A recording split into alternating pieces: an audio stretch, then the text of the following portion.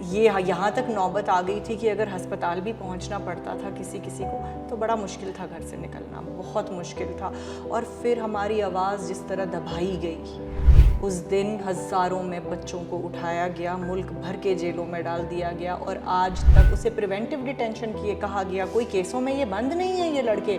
Preventive detention माने ये बंदा हो सकता है कुछ करे, तो फिलहाल मैं इसको बंद कर देता हूँ। आज 5.5 साल हो गए हैं, ना उनकी सुनवाई ना उनकी रिहाई। उनके माँ बाप के पास आने जाने के पैसे नहीं, उनके भाई बहन ने सालों साल से उन्हें देखा नहीं। तो उनके घर वालों का सवाल है कि आप हमारे बच्चों को कब छोड़ेंगे, खता क्या है हमारी, क्योंकि आपको शक हुआ। 19 के बाद ऐसा हो गया है कि यहाँ पर लोगों ने सियासत के जो ओपिनियन थे सियासत के बारे में वो किसी को देने बंद कर दिए थे, क्योंकि डर लगता था कि कहीं ये कोई बंदा तो नहीं जो मुझे किसी ट्रबल में डाल देगा बाद में। क्यों जाऊं मैं पाकिस्तान में, अपने घर में बैठी हूँ, मैं किसी के घर में थोड़ी घुस आई हूँ। नेशनल कॉन्फ्रेंस ने क्या कुछ कानूनी पहल करी कि उन नौजवानों को बाहर लाने के लिए, उनकी मदद करने के लिए? 10 सालों में बड़ा सपना दिखाया गया, टीवी चैनलों पे कहा गया, देश के टीवी चैनलों पे हम सुनते रहते थे कश्मीर की सूरत बदल गई, नए रोजगार आ गए, टूरिस्ट बढ़ गए। आप सहमत हैं उन तमाम टीवी चैनलों पे हमने यही सब सुना है? इन्होंने अनफॉर्चुनेटली सच्चाई दिखाई नहीं, बताई नहीं। हो सकता है नेशनल कॉन्फ्रेंस और बीजेपी मिलकर सरकार बना ले। एक बड़ा गंभीर आरोप है ये। क्या कोई सूरत ऐसी बन सकती है? क्या आप दर्शकों को ये भरोसा दिला सकती हैं कि किसी भी सूरत में नेशनल कॉन्फ्रेंस भाजपा के साथ ही जाएगी? सवाल ही नहीं पैदा होता। ये वही लोग हैं जिन्होंने हमारी तंजीम, हमारी पार्टी की लीडरशिप को जेलों में डाला 8-8, 10-10 महीने के लिए। कि आप हमेशा 370 हटाने का विरोध करती हैं जी। कांग्रेस ने जो अपना मैनिफेस्टो जारी किया, जो राहुल गांधी की स्पीचेज हुई, उन्होंने कश्मीर को पूर्ण राज्य का दर्जे की तो बात कही। 370 हटे, इसका उन्होंने इस बार जनसभाओं में ऐलान क्यों नहीं किया? कश्मीर के लोग, जम्मू का भाई, लद्दाख का भाई, उसको मौका ही नहीं मिल रहा है अपने बारे में बात करने का। सारी दुनिया हमें डिस्कस कर रही है। ये बात तो सही है, लेकिन आप मेरे सवाल का जवाब बड़ी सफाई से घुमा रही हैं। नहीं, मैं घुमाना ही नहीं चाहती। कांग्रेस की बात पे वापस आऊंगी, क्योंकि मैं बिल्कुल नहीं घुमाना चाहती और मैं इस सवाल का जवाब देना चाहती हूँ। ईमानदारी से बताइएगा, कितनी सीटों का अनुमान है आपको? नेशनल कॉन्फ्रेंस कितनी सीटें जीतेगी? नमस्कार, मैं हूं संजय शर्मा, आप देख रहे हैं 4PM न्यूज़ नेटवर्क। श्रीनगर में हूं, पिछले 2-3 दिन से हालात का जायजा ले रहा था। कश्मीर के अलग अलग हिस्सों में गया, लोगों से बात की और जानना चाहा कि कश्मीर के लोगों के दिल में क्या है। धारा 370 हटने के बाद, सुप्रीम कोर्ट के आदेश के बाद 10 साल में चुनाव हो रहे हैं, तो कश्मीर की आवाम चाहती क्या है, किन मुद्दों पर वो वोट करना चाहती है, किस सरकार को लाना चाहती है और 10 सालों में कश्मीर में क्या क्या काम हुआ, इसके बारे में बात करना चाहती है। मैं इस समय नेशनल कॉन्फ्रेंस के ऑफिस में हूँ। मेरे साथ नेशनल कॉन्फ्रेंस की फायर ब्रांड प्रवक्ता सारा जी हैं। सारा जी, बहुत बहुत स्वागत है 4PM में। आपका कश्मीर बहुत सुंदर है, मैं 3-4 दिन से घूम रहा हूँ, लोगों से बात कर रहा हूँ। सबसे पहले मैं आपसे ये पूछना चाहूँगा कि जो मेन मुद्दा है कश्मीर के लोगों का, जो इस बार 10 साल के बाद वोट हो रहा है, आप पब्लिक से मिली हैं, आप लोगों के बहुत करीब गई हैं, और नेशनल कॉन्फ्रेंस का अपना सबसे बड़ा मुद्दा क्या है जो आपको लग रहा है कि इस मतदान में लोग निकालना चाहते हैं, लोगों के ख्याल में है? जो हमारे पिछले इलेक्शन हुए वो 2014 में हुए, यानी 10 साल हो चुके हैं इलेक्शन को हुए। उस वक्त सैलाब आया हुआ था और हमने इलेक्शन कमीशन से गुजारिश की थी कि वो इलेक्शन को है थोड़ा मुलतवी करें, ताकि हम पहले रिलीफ और रिहैबिलिटेट जो है लोगों को करें, रिलीफ पेश करें और रिहैबिलिटेट करें, और उसके बाद जो है वो इलेक्शन करें। लेकिन उस वक्त इलेक्शन कमीशन ने कहा नहीं, हम इसमें 1 हफ़्ता भी डिले नहीं कर सकते। तो फिर डिले करते करते करते करते जब वो वाला इलेक्शन हो गया, आज 10 साल हो गए। मतलब आप खुद समझ रहे हैं कि कहाँ हाल पहुँच गए हैं। तो हालांकि उस वक्त वो जेन्युइन रीज़न था, उन्होंने मना कर दिया डिले करने से और इलेक्शन करा दिया। लेकिन फिर उसके बाद 10 साल तक कोई ख्याल नहीं रहा, कोई इलेक्शन नहीं हुआ। लेकिन 2019 के बाद जब हमारे जो राइट्स हैं वो ख़त्म किए, हमारे सारे अधिकार जो हैं वो समाप्त कर दिए गए, और ये जो डिसीजंस हैं वो दिल्ली ने लिए हमारी मर्ज़ी को बिना मद्देनज़र रखते हुए। तो वो कहीं ना कहीं एक गुस्सा, एक सफोकेशन, वो जो हमारी ह्यूमिलिएशन, बेइज्जती हुई उस दिन, वो कहीं ना कहीं लोगों के मन में है और निकलेगी नहीं। लेकिन मुझे लगता है वो आज अपने वोट के ज़रिए जो है उसका जवाब देंगे, क्योंकि अनफॉर्चुनेटली झूठ बोला गया पूरे मुल्क भर में कि कश्मीरी खुश है। ये जिस तरह अयोध्या ने पूरे मुल्क को जवाब अपना भेज दिया वोट के हिसाब में, उसी तरह कश्मीर भी पूरे मुल्क को अपना जो जवाब है वो मतदान के जो इस फेज़ में है वो भेज देगी। देखिए, हमारे इश्यूज़ जो हैं वो बहुत सारे रहे। 19 में सबसे पहले हमारे राइट्स ख़त्म किए गए, लेकिन उससे पहले जो है 10-15 दिन तक यहाँ एक डर वाला माहौल बनाया गया। हम पूछते रहे एडमिनिस्ट्रेशन से कि क्या मसला है, क्यों यहाँ पे एक खामोशी है, क्यों ये सब फौज आ रही है, और बहुत सारे चेंजेस जो हम सेंस कर रहे थे, ऑर्डर्स बहुत सर्कुलेट हो रहे थे इंटरनेट पे। तो उस चीज़ ने कहीं ना कहीं हमें कंफ्यूज कर दिया था कि क्यों इतने ऑर्डर्स सर्कुलेट हो रहे हैं। लोग पेट्रोल पंप्स पे लाइन लगा के जो है पेट्रोल खरीदने जा रहे थे, समझ नहीं आ रहा था कि होने क्या वाला है। हम पूछते रहे और एडमिनिस्ट्रेशन का एक ही जवाब आता रहा कि ये तो नेशनल कॉन्फ्रेंस वाले हैं, रूमर्स फैला रहे हैं। तो और फिर 4 अगस्त को जब हमने मूवमेंट देखी फोर्सेस की, जब हमें समझ आने लग गया कि ये शायद शाम को लीडरों को बंद करने वाले हैं, पॉलिटिशियंस को जेलों में डाल दिया गया, इंटरनेट बंद कर दिया गया, फ़ोन लाइंस बंद कर दी गई, लॉकडाउन लगाया गया, हर गली नुक्कड़ के बाहर वो वायर्स लगे हुए थे बाहर ना निकलने के लिए, तारे लगे हुए थे, बंद कर दिया गया था। तो हम एक खुले जेल में जो है वो सांसें ले रहे थे। मतलब ये यहाँ तक नौबत आ गई थी कि अगर अस्पताल भी पहुँचना पड़ता था किसी को तो बड़ा मुश्किल था घर से निकलना, बहुत मुश्किल था। और फिर हमारी आवाज़ जिस तरह दबाई गई, उस दिन हज़ारों में बच्चों को उठाया गया, मुल्क भर के जेलों में डाल दिया गया, और आज तक उसे प्रिवेंटिव डिटेंशन किए कहा गया। कोई केसों में ये बंद नहीं है ये लड़के। प्रिवेंटिव डिटेंशन माने ये बंदा हो सकता है कुछ करे, तो फ़िलहाल मैं इसको बंद कर देता हूँ। आज 5.5 साल हो गए हैं, ना उनकी सुनवाई, ना उनकी रिहाई। उनके माँ बाप के पास आने जाने के पैसे नहीं, उनके भाई बहन ने सालों साल से उन्हें देखा नहीं। तो उनके घर वालों का सवाल है कि आप हमारे बच्चों को कब छोड़ेंगे, खता क्या है हमारी, क्योंकि आपको शक हुआ, शक के बुनियाद पे आपने ये प्रिवेंटिव डिटेंशन में ये बच्चे रखे हुए हैं इतने साल से, और अब माँ बाप ने आना जाना छोड़ दिया, उनके पास पैसे नहीं है आने जाने के। तो ये जो मुसीबतों का हम सामना कर रहे हैं, इतनी मुसीबत है कि फेसबुक और ट्विटर पे आप पोस्ट लिख नहीं सकते, सरकार को क्रिटिसाइज़ नहीं कर सकते, लोग डरते हैं। यूएपीए और पीएसए की तलवार जो है वो हमारे ऊपर लटकती रहती है। कुछ भी लिखने पे, अपने जज्बात को बयान करने में, सच्चाई को बोलने के लिए। यहाँ मीडिया में कुछ भाई थे जो अनफिल्टर्ड दिखाते थे सच्चाई, आज वो कहीं नहीं है। कुछ पे यूएपीए, कुछ पे पीएसए, और जो कोई छूट गया वो खामोश बैठा है कि कल को वापस पुलिस आएगी, मुझे ले जाएगी और शायद फिर हरासमेंट होगी। तो इस तरह का माहौल बना हुआ है। यहाँ बिजली की फ़ीस 200 रुपया होती थी, 2000 कर दी है इन लोगों ने। एक बत्ती अगर आप चलाएंगे तो आपने ध्यान से चलानी है कि भाई क्या मैं इतना कमा रहा हूँ कि मैं इतनी बिजली फ़ीस दे सकूँ, क्योंकि अनएम्प्लॉयमेंट के जो रेट्स हैं वो हाईएस्ट हैं। हम इलिटरेसी का रेट भी हमारा बढ़ रहा है, जो हमारा कभी बढ़ता ही नहीं था। हमारा लिटरेसी का रेट बढ़ रहा था, और अनएम्प्लॉयमेंट हाईएस्ट पे है हमेशा के, और बिजली के हाल ख़राब है। पानी का फ़ीस मांगा जा रहा है, जबकि अल्लाह ने हमें नवाजा है इतने पानी से, और हमें लोगों को कहा जा रहा है कि आप जी आप पानी का फ़ीस भी दें। आप देखिए हाल हमारा 19 के बाद ऐसा हो गया है कि यहाँ पर लोगों ने सियासत के जो ओपिनियन थे सियासत के बारे में वो किसी को देने बंद कर दिए थे, क्योंकि डर लगता था कि कहीं ये कोई बंदा तो नहीं जो मुझे किसी ट्रबल में डाल देगा बाद में।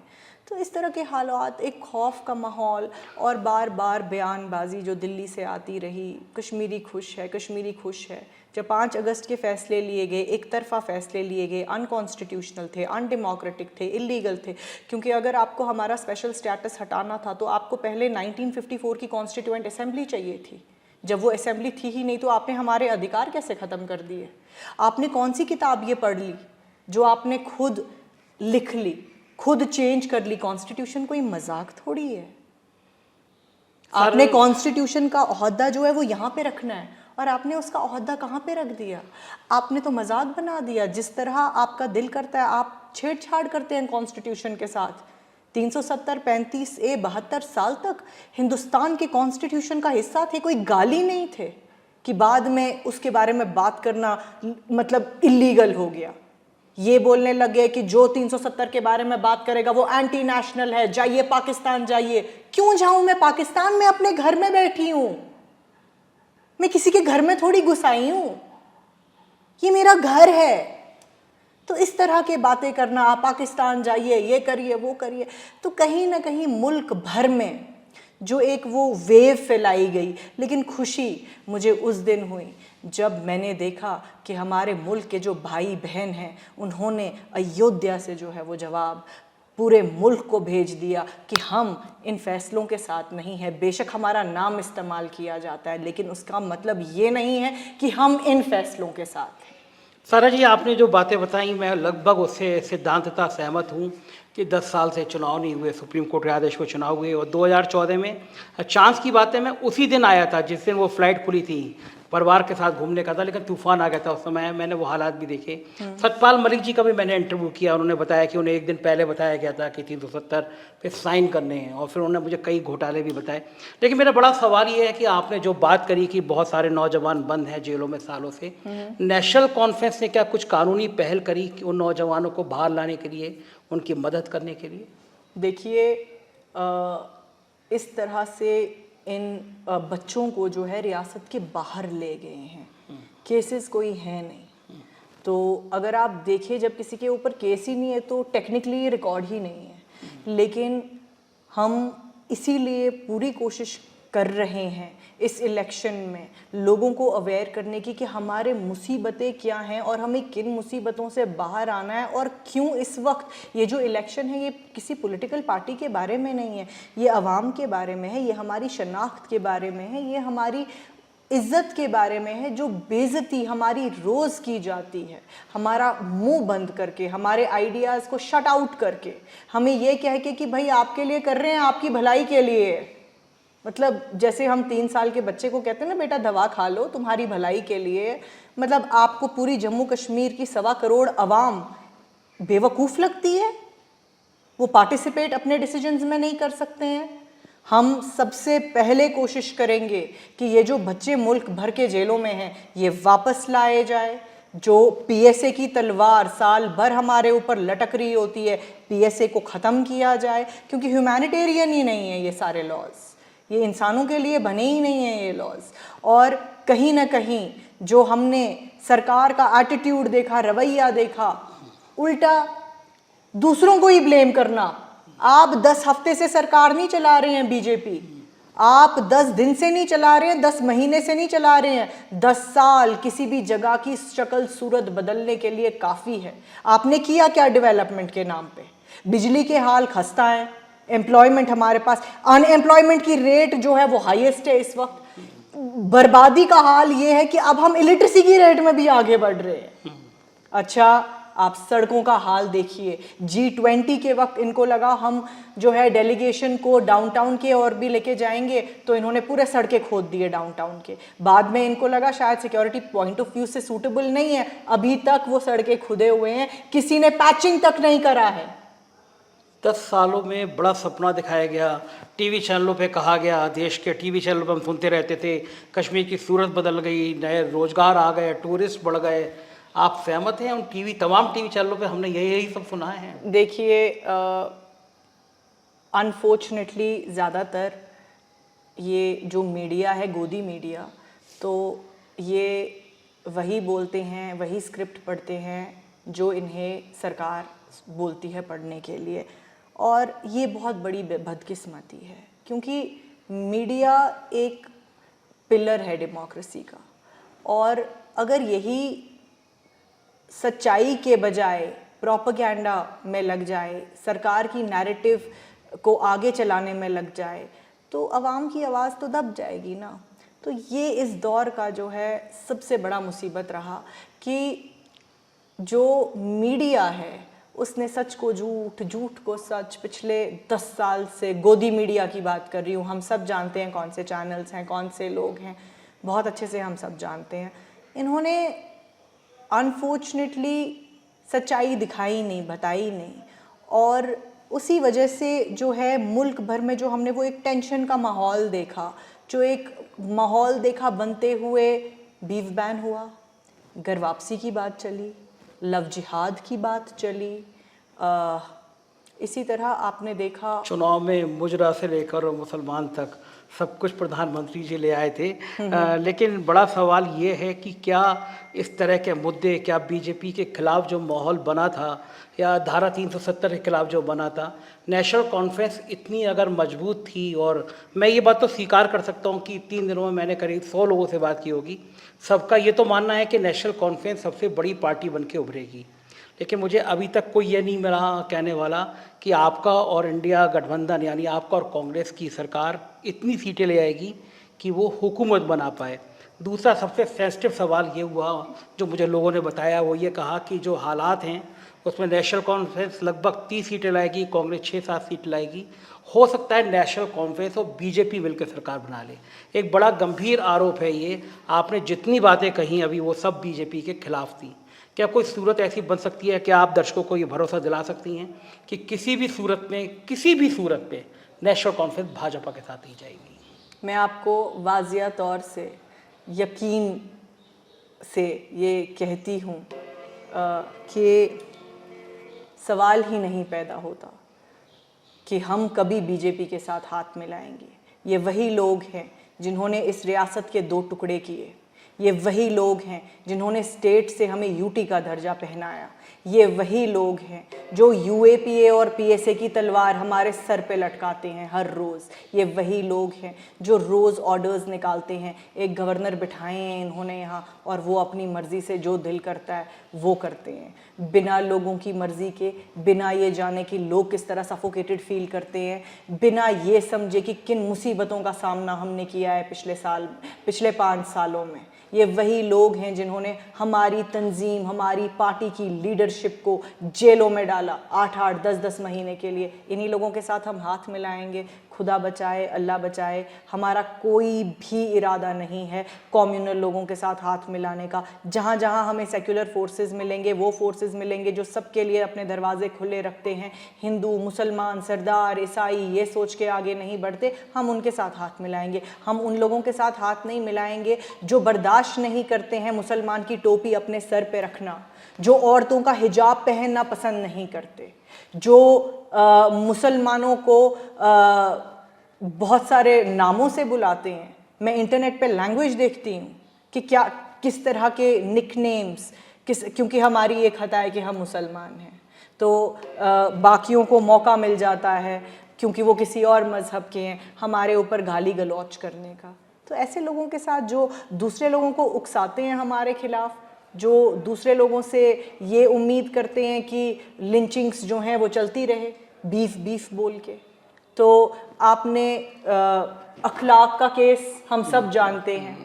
अखलाक के केस में बाद में पता चला गाड़ी में बीफ था ही नहीं, सॉरी फ्रिज में बीफ था ही नहीं। लेकिन अखलाक की जान क्या वापस आ सकती है? बहुत सारे केस ऐसे हुए देश में, ऐसे बहुत सारे केसेस हुए। और अनफॉर्चुनेटली हमारे उधमपुर में एक बिल्कुल यंग लड़का था, जाहिद नाम था उसका, और वो अपनी ट्रक लेके आ रहा था, तो गुंडों ने रोका और पेट्रोल बॉम्ब्स जो हैं वो मारे और उसकी जान चली गई, जिंदा जल गए जाहिद, और वो चल बसे, 20-21 साल के थे। तो इस तरह के जो सारा जी, मैं तो इस बात से सहमत हूँ कि उन्माद कोई मजहब नहीं देखता। हरियाणा में एक हिंदू लड़का था, ब्राह्मण लड़का था, उसकी हत्या कर दी। बाद में हत्यारे कह रहे हैं कि अरे हमको पता नहीं था कि ये हिंदू है। तो ये जो आग लगती है धर्म की, या किसी का चेहरा नहीं देखती। आपने एक बहुत अच्छी बात कही कि आप जब भी साथ मिलाएंगी सेकुलर ताकतों के साथ मिलाएंगी।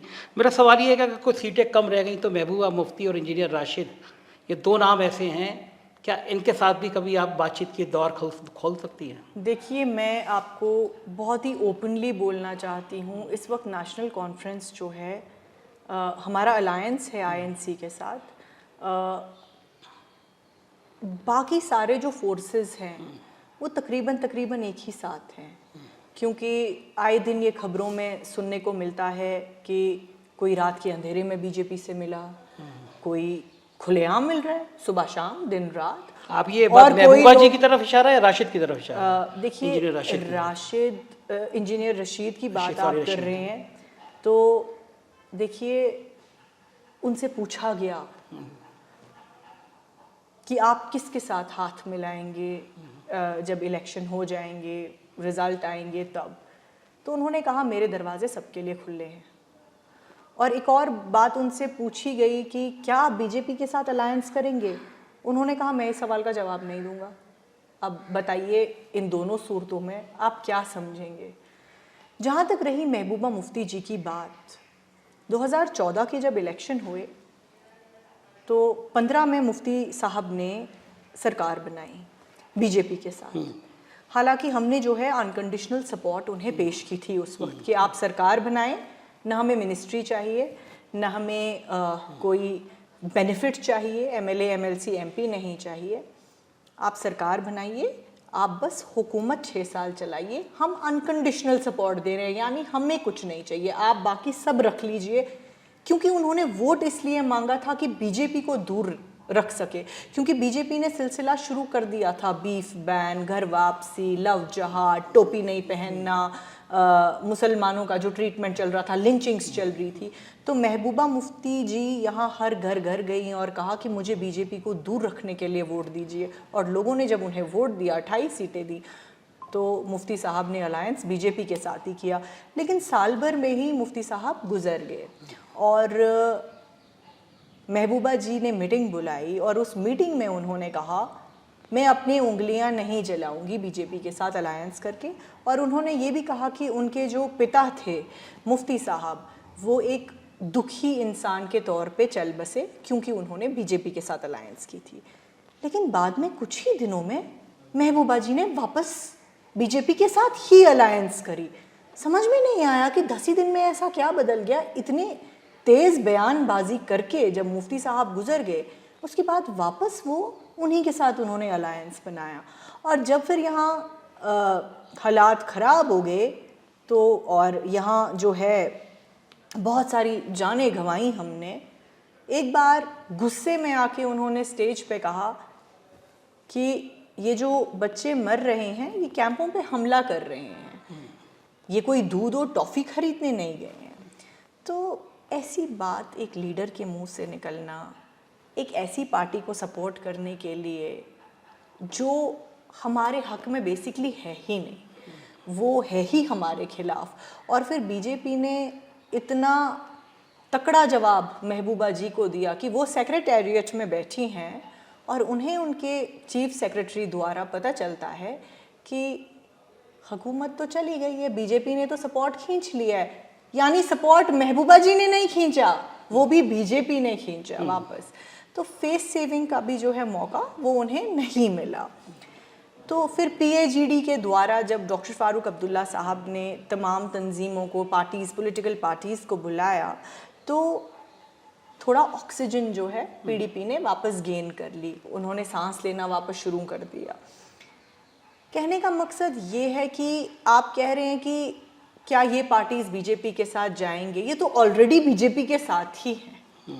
तो मैं अक्सर ये यहाँ की आवाम को भी कहती हूँ, और हालांकि आप मुल्क के दूसरे हिस्से से आए हैं, लेकिन यूपी के भाई बहनों को भी पता होना चाहिए जम्मू कश्मीर के सियासत के बारे में। तो इसलिए यहाँ पे इस वक्त मेरे ख्याल से नेशनल कॉन्फ्रेंस ही है जो एक तरफ है और बाकी सारी पार्टीज़ जो हैं वो एक तरफ है।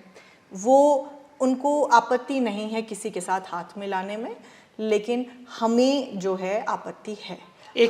मैं आपकी बात से सहमत हूँ कि आइडियोलॉजी कल ये सही है, लेकिन एक बड़ा मुद्दा ये भी आया कि आप हमेशा 370 हटाने का विरोध करती हैं जी। कांग्रेस ने जो अपना मैनिफेस्टो जारी किया, जो राहुल गांधी की स्पीचेज हुई, उन्होंने कश्मीर को पूर्ण राज्य का दर्जे की तो बात कही, 370 हटे इसका उन्होंने इस बार जनसभाओं में ऐलान क्यों नहीं किया? देखिए, ये बात मैं राहुल गांधी जी को तो नहीं एक्सपेक्ट करती हूँ कि वो हमारे लिए बोले, क्योंकि ये लड़ाई हमारी लड़ाई है। और जब वो कहते हैं कि राज्य का दर्जा यानी स्टेटहुड जो है वो वापस मिलेगा, इंशाल्लाह ज़रूर मिलेगा, मिलना भी चाहिए। ये पहली मर्तबा हुआ है इंडिया के हिस्ट्री में कि एक स्टेट को डाउनग्रेड किया गया और यूटी बनाया गया। नॉर्मली यूटी को अपग्रेड करके स्टेट बनाया जाता है। तो अनफॉर्चुनेट है कि हमारे साथ हर चीज़ उल्टी की जाती है, गुस्से के बलबूते पे और ताकत के बलबूते पे की जाती है।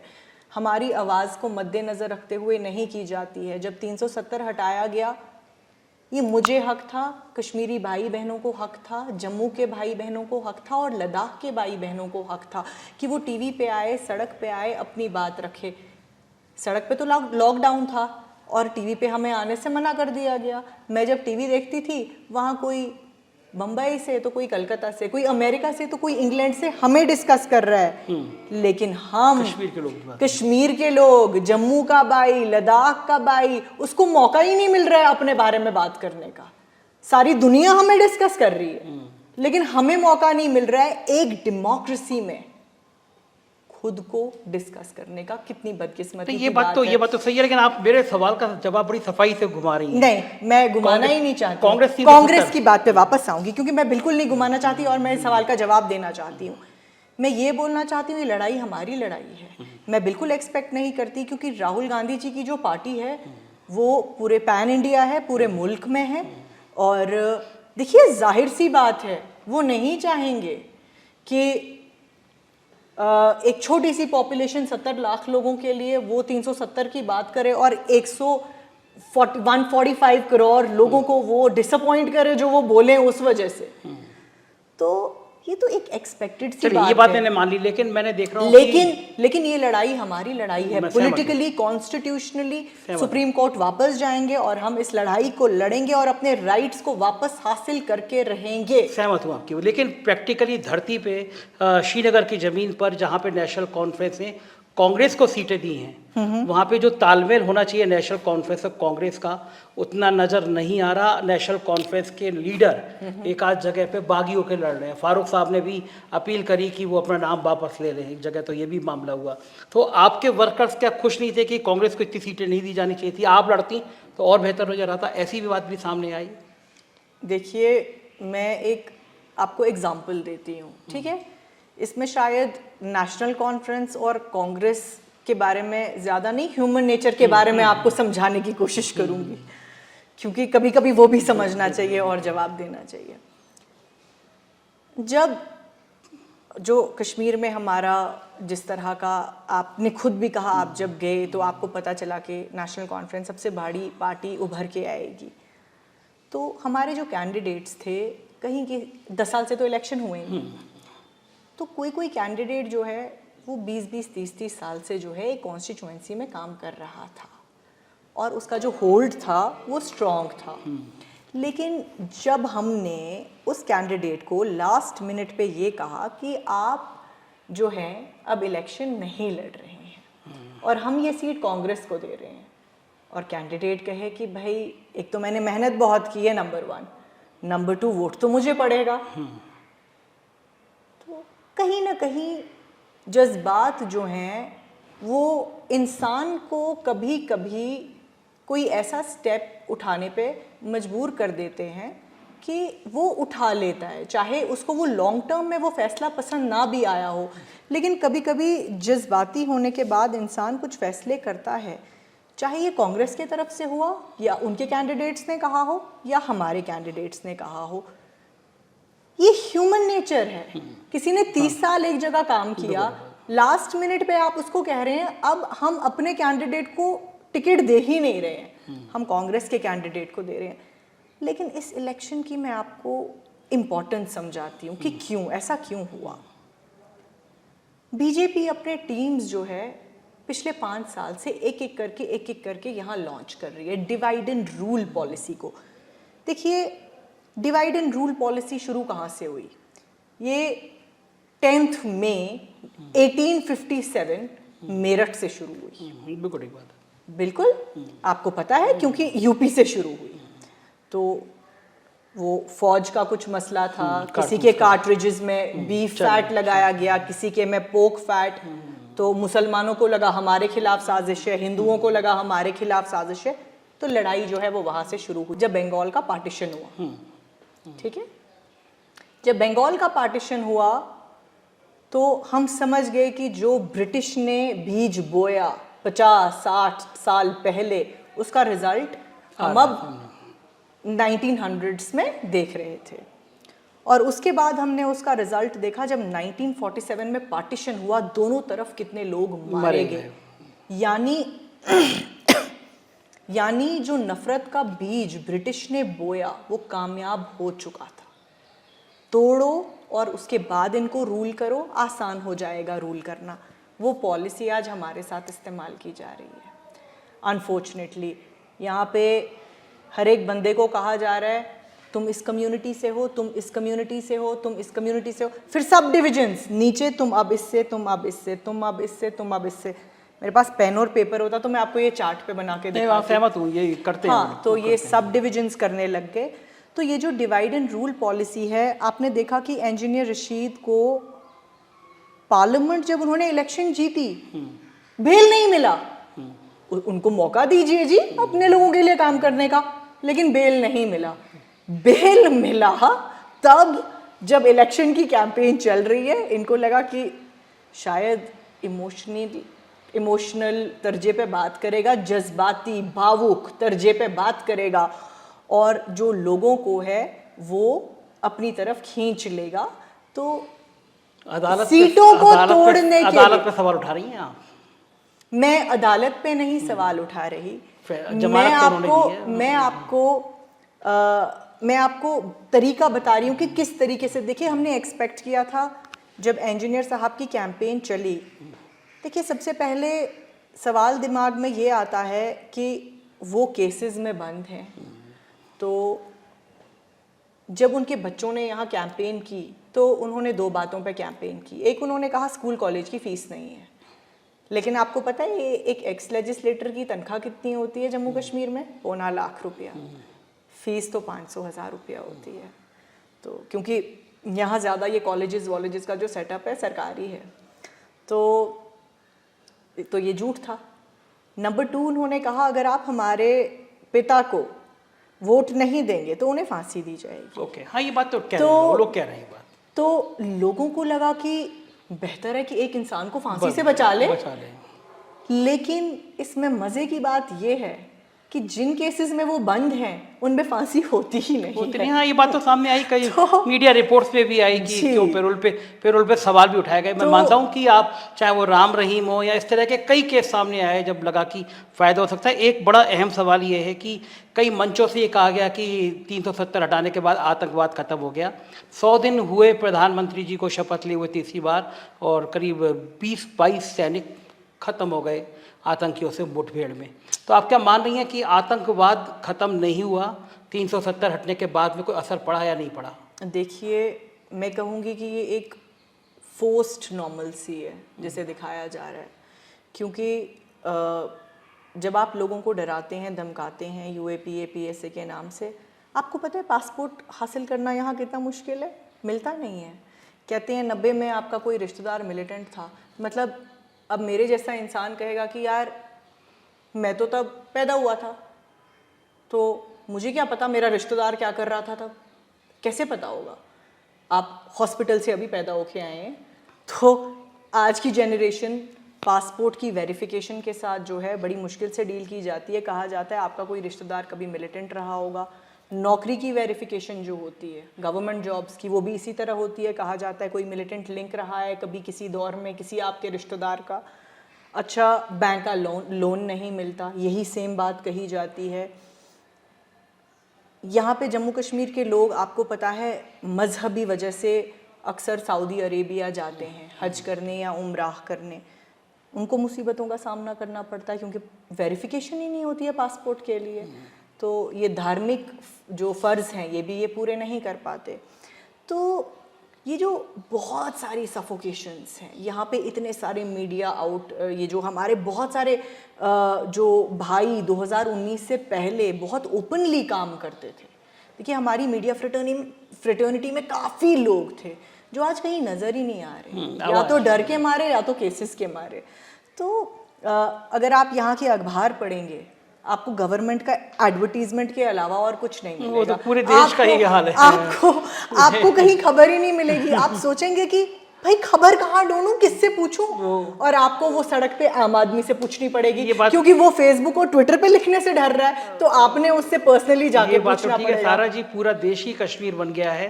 उत्तर प्रदेश में जहाँ से मैं आता हूँ वहाँ भी कुछ कुछ ऐसी हालात है, पूरे अखबार जो हैं वो विज्ञापन ही रखते हैं। एक आखिरी सवाल सारा जी, बहुत अच्छे, लेकिन क्योंकि आपने ये बताया तो मैं आपको ये अयोध्या बार बार जिक्र कर रही है, उनको आप मिर्ची लगाते हैं आप लोग ना, अयोध्या पे उनको बड़ी मिर्ची लगती है। अखिलेश यादव भी अवधेश प्रसाद जी को एमपी को लेके जाते हैं, और अयोध्या हारना शायद सबसे ज्यादा दर्द है। एक बहुत मजेदार बात बताऊं कि नहीं, क्योंकि मैं सल्यूट करती हूँ अयोध्या के लोगों को। उन्होंने हम सबको कुछ सिखाया, उन्होंने हम सबको वो मैसेज दिया जो मैं भी बचपन से सवाल करती थी कि कोई क्यों जाएगा एक मस्जिद को तोड़ने। ठीक बात। तो उन्होंने वो जवाब जो है खुलेआम दे दिया सारी दुनिया, क्योंकि हमने कुछ नहीं किया है। हाँ, हमें नहीं पता किसने किया, लेकिन हमें आप इसमें भागीदारी ना ठहराएं। बहुत दर्द है। और आप लोग जब कश्मीर अयोध्या का जिक्र करते हैं और दर्द लगता है, अयोध्या की एक विधानसभा है मिल्कीपुर, वहाँ पे उपचुनाव होना है। एक दिन मैंने फुल पेज के अखबार में ऐड देखा कि उस छोटी सी विधानसभा में 1000 करोड़ रुपए की परियोजना का शिलान्यास होने जा रहा है। यानी वो बाई इलेक्शन जीतना इतना इंपॉर्टेंट है कि 1000 करोड़ की परियोजना का शिलान्यास। क्या मैं एक आखिरी सवाल ये पूछना चाहता हूँ आपसे, ईमानदारी से बताइएगा, कितनी सीटों का अनुमान है आपको? नेशनल कॉन्फ्रेंस कितनी सीटें जीत? देखिए, मैं चाहे आपका चैनल हो, मैं ज़्यादा मैनिपुलेटिव तरीके से मुझे बात करना पसंद नहीं है। हालांकि सियासत में, राजनीति में लोगों को बताया, या हम देखते हैं ज़्यादातर कि घुमा फिरा के इधर उधर के जवाब, लेकिन मैं पॉलिटिकली इतनी करेक्ट नहीं हूँ। मैं वही जवाब दूंगी जो जवाब मेरे दिमाग में है, जो मेरे दिल में है। इसको मुझे घुमाने का कोई इरादा ही नहीं है। हम यही लोगों को कह रहे हैं कि अपना वोट बंटने मत दीजिए, टूटने मत दीजिए। हाँ, पॉलिसी इस्तेमाल की जा रही है डिवाइड एंड रूल, ये इसलिए कर रहे हैं ताकि हंग असेंबली हो, लेकिन हम ये आप लोगों से गुजारिश कर रहे हैं कि उस नौबत पे नहीं पहुंचने देना अपनी रियासत को।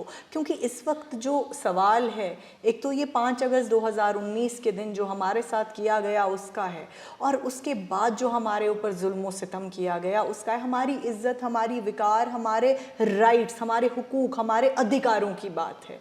इसलिए वोट को बंटने ना दे। जो टीमें दिल्ली से बन के आ रही हैं, ABCDE, ये लोग नए अभी तो जेल से भी एक छूट के आए हैं, कर रहे हैं वो डिवीज़न की कोशिश, और बाकी जो बन रहे हैं पिछले 40 साल से टीम पे टीम हमें तोड़ने के लिए। देखिए, हम एक बहुत छोटी पॉपुलेशन है, चाहे डोगरा बाई हो, कश्मीरी बाई हो, दोनों ही पॉपुलेशंस छोटी पॉपुलेशंस हैं। हमें बचाना चाहिए अपनी कौम को, अपनी इज़्ज़त को, अपने राइट्स को। हमें इस चीज़ की इज़्ज़त करनी चाहिए कि जो हमारी आवाज़ है उसकी कोई वैल्यू है, और इन लोगों ने हमारी आवाज़ की कोई इज़्ज़त नहीं की। हमारी आवाज़ को इन्होंने दबाया और झूठ जो है, प्रोपेगेंडा, नैरेटिव सारी दुनिया में फैलाया। उस बात का हमें जवाब देना है, लेकिन जवाब हम तभी दे पाएंगे जब आप एक तंजीम को चुनेंगे, अपना जो वोट है वो एक निशान, अब हल के निशान को देंगे, ताकि हम इन मुसीबतों का जो है कोई हल ढूंढ सके, और इंशाल्लाह जो है सियासत को, राजनीति को मज़हब के या रीजन के, रिलीजन के तौर से ना देखें। हम इसे देखें इंसानियत के तौर पे। हम इंसानों में फ़र्क करना इसलिए ना सीखें क्योंकि किसी ने दुपट्टा पहना है तो किसी ने घूंघट पहना है, दोनों सेम ही हैं, फ़र्क नहीं है। इंसान और इंसान में कोई फ़र्क नहीं है, लेकिन ये जो ठेकेदार हैं जो लोगों को आपस में लड़वाने का काम करते हैं, इनके बातों में मत आइए। अपने दिमाग का इस्तेमाल करिए और अपने जो इंसानियत है उसको सामने रखिए।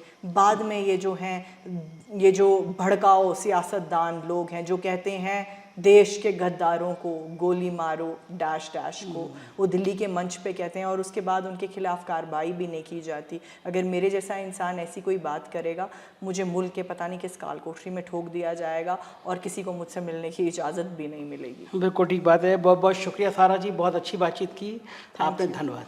Thank you. तो ये थी सारा जी और ये प्रवक्ता थी और बहुत साफ गोई से इन्होंने हर सवाल का जवाब दिया, बेखौफ होकर जवाब दिया, कश्मीर के हालातों को बताया। मुझको यकीन है ये बातचीत आपको पसंद आई होगी। अपनी राय से ज़रूर अवगत कराइएगा। योगेश के साथ मैं संजय शर्मा, श्रीनगर से।